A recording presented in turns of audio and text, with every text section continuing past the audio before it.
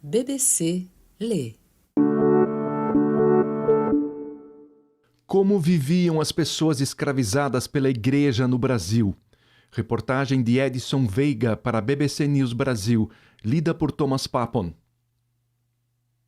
As grandes instituições religiosas do Brasil colonial e imperial tiveram negros escravizados, e muitos. Pesquisas recentes apontam para um número de escravos muito acima da média do que havia nas grandes propriedades rurais e que essas instituições incentivavam a procriação para aumentar a quantidade de mão de obra e mantinham até uma tabela de preços para quem quisesse comprar a alforria, com critérios específicos para dar preços a cada ser humano. Os escravizados mantidos por mosteiros e conventos também eram obrigados a seguir a fé católica, participando de missas, orações e recebendo os sacramentos. Os que se rebelavam contra a conversão costumavam ser punidos com castigos de forma exemplar, ou seja, com intensidade suficiente para convencer os demais a não repetir gestos de desobediência. De quebra, a luta pela aquisição da liberdade, ou seja, pela compra de uma carta de alforria, costumava ser mais difícil para um escravo de ordem religiosa do que para alguém que estivesse sob o jugo de um senhor leigo. Por outro lado, a libertação dos escravizados por mosteiros e conventos ocorreu em 1871, ou seja, 17 anos antes da assinatura da Lei Áurea, em 1888. Autor do recém-lançado livro Escravos da Religião, pesquisador na Universidade Federal Fluminense e idealizador do podcast Atlântico Negro, o historiador Vitor Hugo Monteiro Franco pesquisa arquivos da Ordem de São Bento desde 2014. O material foi tema de sua iniciação científica, de sua monografia de conclusão de curso, de seu mestrado e agora está sendo esmiuçado em seu doutorado. Uma das principais descobertas foi o próprio termo escravos da religião, conta ele. Não foi um termo que eu criei, é um termo da época que encontrei em livro de batismos. Foi um choque para mim, diz. Na ocasião, ele estava analisando os registros dos nascidos no século XIX em uma propriedade rural mantida pelos beneditinos na Baixada Fluminense, a Fazenda São Bento de Iguaçu. Franco conta que, na hora de qualificar os pais, o monge não os qualificava como escravos da Ordem de São Bento, mas sim como escravos da religião. Para o pesquisador, residia aí uma diferença fundamental entre o modo de vida dos escravos mantidos por instituições religiosas, o fato de o senhor não ser uma pessoa, mas sim uma entidade. Parece simples, mas não é, diz o historiador. A situação geral da escravidão no Brasil é de escravos privados, de senhores leigos. No caso dos da religião, eles não pertenciam a um monge específico, eram de propriedade coletiva. E isso teve repercussões na vida dessas pessoas para sempre, porque influenciava o dia a dia delas, diz ele. Monteiro Franco ressalta que o cotidiano desses negros escravizados estava regulado pelos hábitos religiosos do catolicismo e da vida monástica. Por mais que a sede dos religiosos estivesse no centro do Rio e a fazenda na Baixada Fluminense, sempre havia um monge cuidando de lá. Era o chamado padre fazendeiro, diz. Ele fazia o trabalho espiritual, batizava as pessoas, as casava, as sepultava. Os beneditinos eram um tipo de senhor que conhece muito bem sua escravaria, anotando tudo em muitos detalhes, diz ele. Os monges conheciam cada momento, cada fase da vida dos seus escravizados. Por mais que as propriedades fossem enormes, eles tinham um controle administrativo sobre aquelas pessoas, ao contrário dos senhores leigos, que muitas vezes tinham um contato muito pequeno com os escravizados, afirma. Isso dava aos religiosos um poder muito grande. Ser escravo da religião significava ter sua vida controlada por uma instituição religiosa, acrescenta Monteiro Franco. E não era um rebanho pequeno para ser controlado. De acordo com as pesquisas de Franco, quando os religiosos emanciparam seus escravos em 1871, somente os beneditinos tinham um total de 4.000 escravizados. Eram 3 as principais ordens religiosas escravistas do Brasil: os jesuítas, os beneditinos e os carmelitas. Em menor escala, os franciscanos também, diz ele. A primazia da Companhia de Jesus foi até o século XVIII. Em 1759, contudo, os jesuítas foram expulsos do Brasil. E aí os beneditinos assumiram essa posição.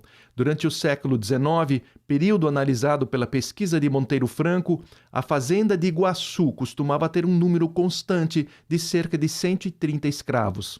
Destoava muito das outras fazendas da região, em que havia em média 10 escravos por senhor, afirma o pesquisador. Mas essa propriedade não era a maior das beneditinas. Em Jacarepaguá, a fazenda dos religiosos tinha mais de 300 escravos. Em Campos dos Goitacazes, 700. E essas são só as 3 maiores propriedades dos monges de São Bento, diz Franco. É muita gente. Era a principal ordem escravista do Brasil. Eu nem considero a Ordem de São Bento uma grande proprietária de escravos. Era uma mega proprietária. Estava acima dos grandes proprietários. Era a elite da elite. Uma maneira de garantir a abundância de mão de obra escrava era o incentivo que os monges davam para que as mulheres escravizadas tivessem muitos filhos. As mulheres que procriavam pelo menos 6 filhos conseguiam privilégios, tais como não realizar trabalhos penosos, conta o historiador Robson Pedrosa Costa, autor do livro Os Escravos do Santo e professor no Instituto Federal de Pernambuco e na Universidade Federal de Pernambuco. A partir de 1866, as mães de pelo menos 6 filhos passaram a ganhar liberdade gratuita, desde que elas estivessem devidamente casadas, pontua o historiador. Para os monges senhores escravos, religião era uma coisa, negócios eram outra. Pelo menos é o que fica claro em outro achado do historiador Monteiro Franco. Nos registros de batismo, a maior parte das crianças era registrada como sendo filho de mãe solteira. Havia uma razão econômica para isso. Até pouco tempo atrás, se acreditava que as ordens religiosas, de maneira geral, incentivavam o casamento por causa do valor cristão do matrimônio e também para um fator de incentivo da reprodução da comunidade escrava, do ponto de vista senhoral, explica o pesquisador. Mas o que encontrei foi a maior parte das mulheres como mães solteiras. Segundo ele, isso não significa que essas mulheres não tivessem relacionamento estável ou que vivessem na promiscuidade.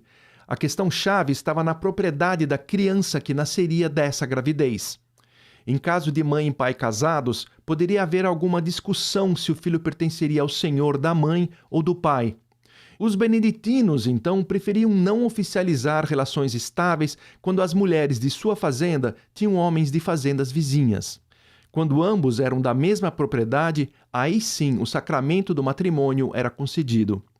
Tais condutas fizeram com que os beneditinos conseguissem manter um grande número de escravos no século XIX, mesmo com a dificuldade para os latifundiários escravocratas decorrentes da Lei Eusébio de Queiroz, que a partir de 1850 proibiu o tráfico negreiro.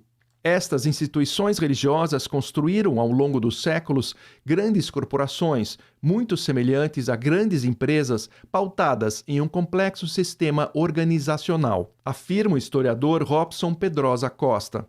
No caso dos beneditinos, foi possível entender que a instituição foi capaz de construir um sistema de gestão eficiente e duradouro, que garantiu o fornecimento de escravos para suas propriedades sem recorrer ao tráfico. Claro que eles compraram escravos no século XIX, mas foram poucos, diz o professor. A estratégia consistia em incentivar a procriação e a tentativa de manutenção das famílias. Eles evitavam ao máximo vender seus escravizados, principalmente a separação de famílias, uma instituição sagrada para os monges.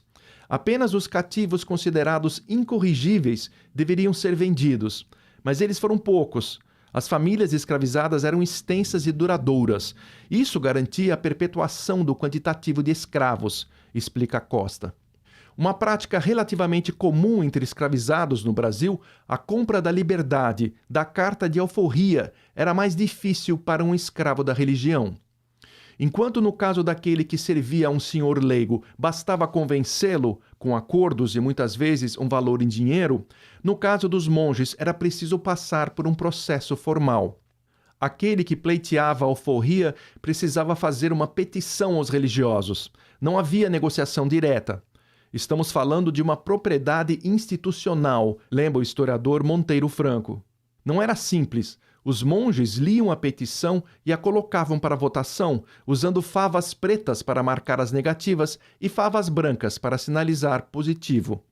A partir da década de 1850, a Ordem de São Bento criou uma tabela de preços para casos de alforria. Pelo documento, o preço dos escravizados variava conforme saúde, idade e sexo.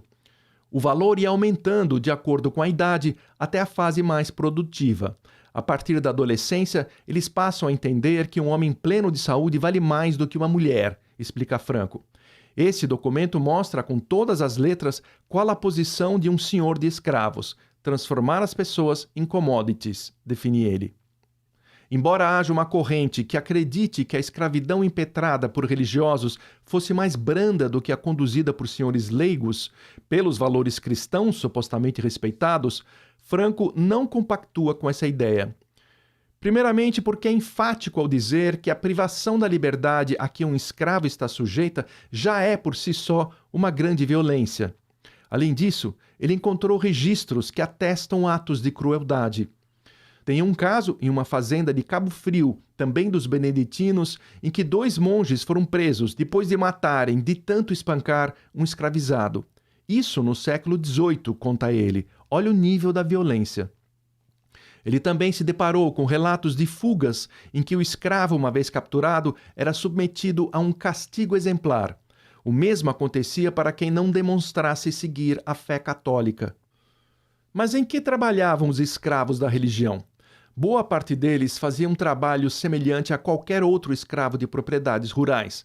As instituições religiosas tinham muitas terras e nelas cultivavam cana-de-açúcar e outros insumos valiosos para a economia da época. Quem fazia esse trabalho era a mão de obra escrava. Nos casos dos religiosos, contudo, havia também muitos escravos com trabalhos especializados: carpinteiros, ferreiros, oleiros, sapateiros, boticários, enfermeiros. Além daqueles que serviam os monges no claustro, botavam a comida na mesa, tocavam o sino da capela, seguravam o livro na hora da missa e por aí vai, diz o historiador Franco. Nesse sentido, a Ordem de São Bento investiu em capacitação. Como eles tinham grandes propriedades com necessidades específicas, passaram a treinar os escravos que pareciam mais aptos a trabalhos específicos. Para eles, era melhor fazer isso do que pagar um sujeito livre para desempenhar esses papéis, afirma. Esses que tinham ofícios especializados não estavam livres de eventuais castigos. Encontrei um registro de um monge que se dedicava a ensinar ferraria a escravos, e ele era tão violento que acabou sendo deslocado de posição, diz Franco. Desempenhar essas funções especiais, por outro lado, conferia prestígio dentro da comunidade escrava, e muitos desses profissionais acabavam conseguindo fazer trabalhos por fora e, assim, juntar dinheiro para no futuro comprar a alforria. As ordens religiosas libertaram seus escravos ao longo de 1871, ou seja, 17 anos antes da Lei Áurea. A primeira instituição a fazer isso foi a Ordem de São Bento. E aos poucos os beneditinos foram seguidos pelos demais religiosos. Segundo os pesquisadores, esse movimento era resultado de um embate da Igreja Católica com o Estado. Havia uma relação de tensão entre Estado e as ordens religiosas, pontua Franco. Estava ocorrendo um embate político em que cada vez mais a classe política e outros setores da elite brasileira acreditavam que os religiosos tinham propriedades demais, escravizados demais e eram improdutivos. Por outro lado, o Estado via a chance de se apropriar das propriedades dos religiosos, diz ele. Ao libertar os escravos na mesma época da promulgação da Lei do Ventre Livre, as instituições católicas geraram uma comoção nacional. A abolição não significa simplesmente a questão humanitária por trás da liberdade do indivíduo, mas também uma questão de ordem econômica sobre aqueles que você teria de estar empregando, afirma o historiador Felipe Arthur dos Reis, pesquisador na Universidade Estadual de Campinas. Em geral, era muito mais dispendioso ter os escravos do que importar pessoas de fora e pagar salário, acrescenta. O historiador Costa lembra que desde a independência em 1822, várias vozes começaram a sugerir que as ordens religiosas eram instituições inúteis e péssimas administradoras de seus bens. Quando os debates sobre a abolição se acirraram a partir de 1865, novamente as ordens consideradas grandes escravistas foram colocadas na berlinda. Uma lei de 1869 determinou que as instituições religiosas deveriam libertar todos os seus escravos em um prazo de 10 anos. Até lá, poderiam libertá-los ou criar contratos de prestação de serviço por tempo determinado, diz o historiador. Prevendo uma maior intervenção do Estado e do Parlamento, a Ordem de São Bento do Brasil já havia se antecipado, decretando a liberdade de todas as crianças nascidas a partir do dia 3 de maio de 1866, diz ele. Essa medida teve impacto nas autoridades. O imperador Dom Pedro II presenteou o então abade-geral com uma caixa de ouro cravejada de diamantes. Já o deputado Tavares Bastos, voz abolicionista, declarou que o gesto dos beneditinos era um ato generoso e solene e que deveria ser seguido pelas demais instituições religiosas. Em 1871, veio a libertação total dos escravos da religião. Você ouviu a reportagem Como Viviam as Pessoas Escravizadas pela Igreja no Brasil, de Edson Veiga, publicada pela BBC News Brasil em 14 de maio de 2021.